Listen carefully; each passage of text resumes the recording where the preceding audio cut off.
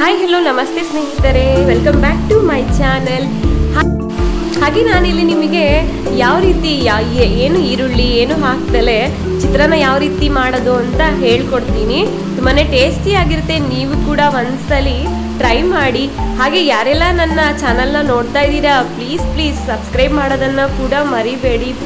Subscribe ಮಾಡಿದ ಮೇಲೆ ಈ ಪಕ್ಕದಲ್ಲಿರೋ ಬೆಲ್ಲೈಕನ್ ಕೂಡ ಪ್ರೆಸ್ ಮಾಡಿದರೆ ನನ್ನ ವಿಡಿಯೋಸ್ ಎಲ್ಲ ನೋಟಿಫಿಕೇಶನ್ ಮೂಲಕ ನಿಮಗೆ ಬರುತ್ತೆ.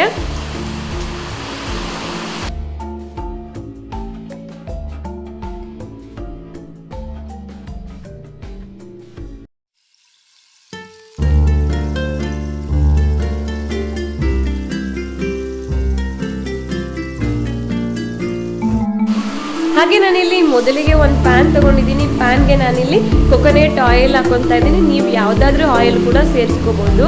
ನಾನಿಲ್ಲಿ ಕೊಕೊನಟ್ ಆಯಿಲ್ ಸೇರಿಸ್ಕೊಂಡು ಇದಕ್ಕೆ ಸ್ವಲ್ಪ ಸಾಸಿವೆ, ಸ್ವಲ್ಪ ಜೀರಿಗೆ ಸೇರಿಸ್ಕೊಂಡು ಸ್ವಲ್ಪ ಫ್ರೈ ಮಾಡ್ಕೊತೀನಿ. ಇದೆಲ್ಲ ಫ್ರೈ ಆಗ್ತಾ ಇದ್ದಂಗೆ ನಾನಿಲ್ಲಿ ಕಡಲೆ ಬೀಜನೂ ಸ್ವಲ್ಪ ಸೇರಿಸ್ಕೊಂಡು ಕಡಲೆ ಬೀಜನೂ ಸ್ವಲ್ಪ ಫ್ರೈ ಮಾಡ್ಕೊತೀನಿ.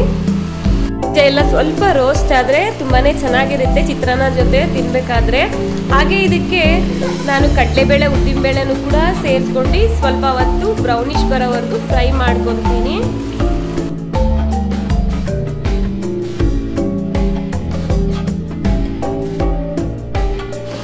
ಹಾಗೆ ಇದೆಲ್ಲ ಫ್ರೈ ಆಗ್ತಾ ಬರ್ತಾ ಇದೆ.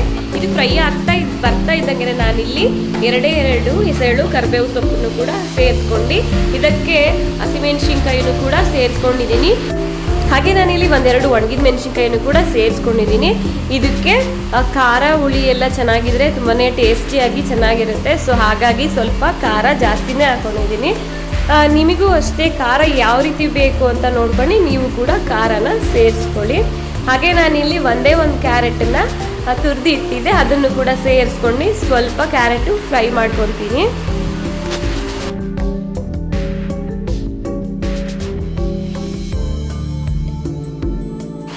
ಕ್ಯಾರೆಟ್ ಎಲ್ಲ ಫ್ರೈ ಆಗ್ತಾ ಇದ್ದಾಗಲೇ ಸ್ವಲ್ಪ ನಾನು ಇದಕ್ಕೆ ಅರಿಶಿನ ಪುಡಿನೂ ಕೂಡ ಸೇರಿಸ್ಕೊತೀನಿ. ಸ್ವಲ್ಪ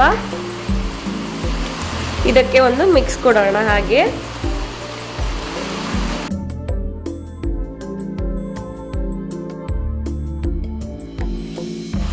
ಹಾಗೆ ಇಲ್ಲಿ ರುಚಿಗೆ ಅನುಗುಣವಾಗಿ ನಾನಿಲ್ಲಿ ಉಪ್ಪನ್ನು ಕೂಡ ಸೇರಿಸ್ಕೊತಾ ಇದ್ದೀನಿ. ಉಪ್ಪನ್ನೆಲ್ಲ ಸೇರಿಸ್ಕೊಂಡು ಸ್ವಲ್ಪ ಮಿಕ್ಸ್ ಮಾಡ್ಕೊತೀನಿ. ಇವಾಗ ನೋಡಿ ಕ್ಲಿಯರ್ ಆಗಿ ಚಿತ್ರಾನ್ನ ಗೊಜ್ಜು ರೆಡಿ ಆಗಿದೆ. ನಾನಿಲ್ಲಿ ಮೊದಲೇ ರೈಸ್ನೆಲ್ಲ ರೆಡಿ ಮಾಡಿಟ್ಕೊಂಡಿದ್ದೀನಿ.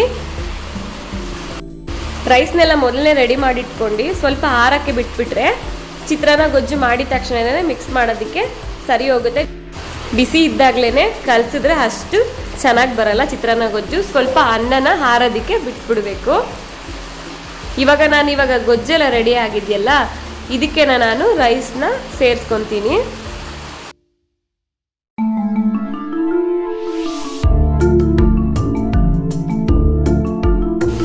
ಇವಾಗ ನೋಡಿ ರೆಡಿ ಮಾಡಿಟ್ಟಿರೋ ರೈಸ್ನ ನಾನು ಗೊಜ್ಜಿಗೆ ಸೇರಿಸ್ಕೊತೀನಿ.